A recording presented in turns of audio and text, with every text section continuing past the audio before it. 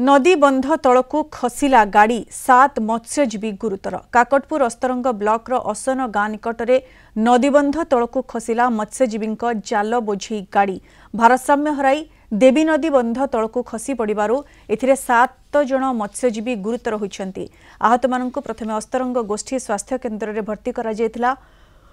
4 जनकर अवस्था गुरुतर हेबारु सेमानंकु 4 छक मेडिकल को स्थानांतर करा जायछि। पिकअप गाड़ीटी पारादीपरू जाल बोझे करी बालीडिया गाँव को आसुथिला।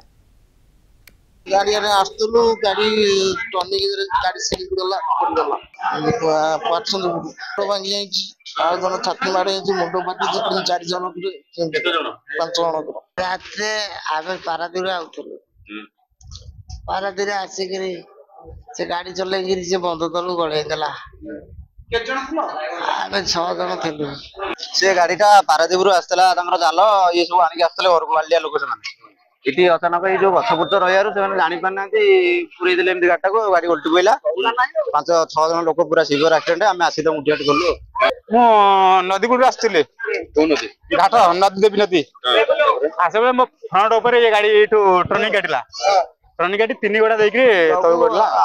कौन से मेटेरियल तो सब गदा छिंडा जाल